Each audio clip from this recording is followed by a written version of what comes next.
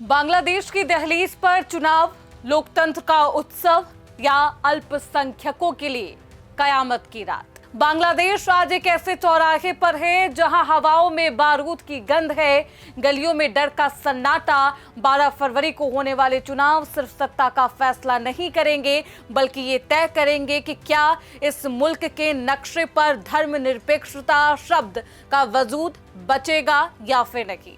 जिस देश की नींव में कभी आपसी भाईचारा था, आज वहां चुनावी बिसात पर खून की होली खेली जा रही।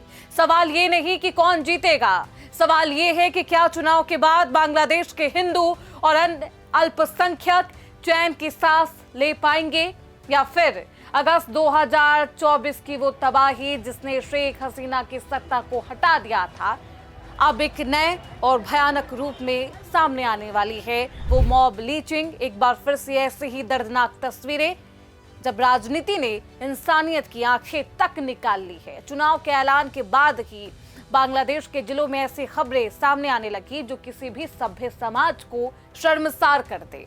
बोगुरा के नंदीग्राम में जो हुआ वो महज एक राजनीतिक विवाद नहीं था। क्या कुछ है ये पूरा मामला, सब कुछ विस्तार से बताएंगे। आखिरकार कहां जाकर बांग्लादेश की राजनीति अब खत्म होने वाली है, बताएंगे इस रिपोर्ट में। बहुत स्वागत है आपका, आप देख रहे हैं प्राइम न्यूज का डिजिटल प्लेटफॉर्म और मैं हूं आपके साथ श्रुति अंकल। जब चुनाव प्रचार के दौरान दो गुट बीएनपी और जमाते इस्लामी आपस में टकराते हैं, गुस्सा इस कदर पागलपन में तब्दील हो जाता है कि एक नेता दूसरे की आंखें भी निकाल लेता है।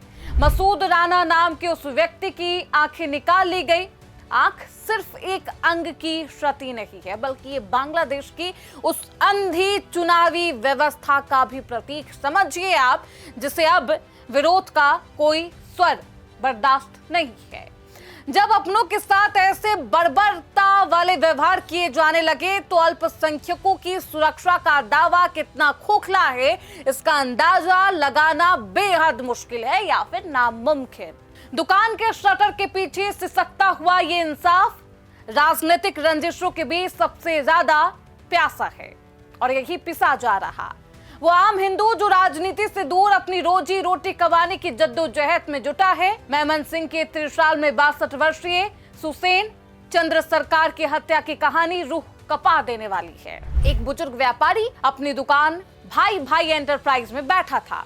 शायद अगले दिन के सामान की लिस्ट बना रहा होगा, तभी कुछ अज्ञात लोग आते हैं, धारदार हथियारों से उन्हें गोदते हैं और फिर उसी तरीके से, बेरहमी तरीके से वहीं पर उसी हालत में छोड़कर भाग जाते हैं। उनका बेटा जब खून से लथपथ पिता को पाता है तो उसके पास सिर्फ चीखें बचती है। यह हत्या केवल पैसों की लूट नहीं थी, ये एक संदेश था कि चुनाव के इस दौर में तुम्हारी जान की कीमत कुछ भी टका नहीं है, यानी कि कुछ भी पैसे के बराबर नहीं। सांप्रदायिक हिंसा का खौफनाक दिसंबर। रिपोर्ट झूठ कभी नहीं बोलते और जो रिपोर्ट है वो बांग्लादेश में हिंदू बौद्ध ईसाई एकता परिषद ने पेश किए वे डराने वाले हैं, भयावह है। अकेले दिसंबर 2025 में सांप्रदायिक हिंसा की 50 से ज्यादा घटनाएं दर्ज की गई। पिछले कुछ महीनों में हमले के तादाद वृहद पैमाने पर हुए, हजारों लोगों का विस्थापन ये बताने के लिए काफी है कि बांग्लादेश में अल्पसंख्यकों के लिए माहौल खराब हो चुका है।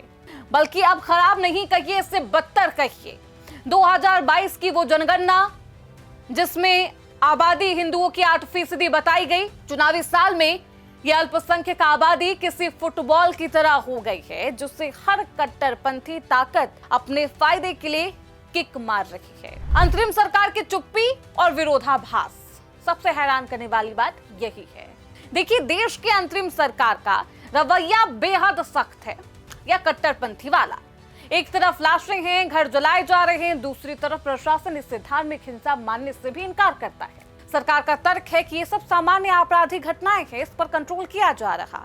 अधिकारियों का कहना है कि दुनिया को गुमराह किया जा रहा। लेकिन सवाल ये है कि अगर ये सामान्य अपराध है तो चुनाव के करीब आते ही क्यों? और उससे पहले एक मॉब लीचिंग के द्वारा एक हिंदू युवक की निर्मम हत्या, वो बात सबसे छिपी नहीं है। जब रक्षक ही समस्या को पहचानने से इनकार कर दे तो आखिरकार ये प्रभावित लोग कहां जाएंगे? इनके पास क्या रास्ता बचता है? यही वजह है कि आज बांग्लादेश का अल्पसंख्यक खुद को बेसहारा महसूस कर रहा। अब भविष्य बेहद धुंधली है। सवाल है कि क्या चुनाव के बाद हालात बदल जाएंगे। 12 फरवरी की तारीख बांग्लादेश के इतिहास में एक नया अध्याय जरूर लिखेगी, लेकिन उस अध्याय की स्याही लाल होने का डर सबको सता रहा। शेख हसीना के जाने के बाद जो राजनीतिक शून्यता पैदा हुई, उसने या आप यूं कह लीजिए उसे भरने के लिए कट्टरपंथी ताकतें, सेना के साए में चल रही पार्टियां आमने सामने है। अल्पसंख्यकों को डर है कि अगर चुनाव के बाद एक ऐसी सरकार आई जो कट्टरपंथियों के दबाव में रही तो बांग्लादेश मिनी अफगानिस्तान बन जाएगा या फिर उसी के रास्ते पर होगा। क्या चुनाव के बाद हालात बदलेंगे? इसका जवाब इस बात पर निर्भर है कि कौन जीतेगा।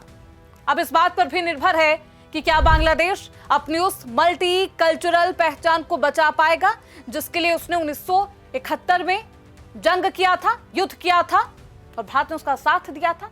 अगर आज सुसेन चंद्र सरकार जैसे लोगों की बलि दी जा रही है और मसूद राणा जैसे नेताओं की आंखें निकाली जा रही है तो ये लोकतंत्र की जीत नहीं बल्कि हार की आहट है।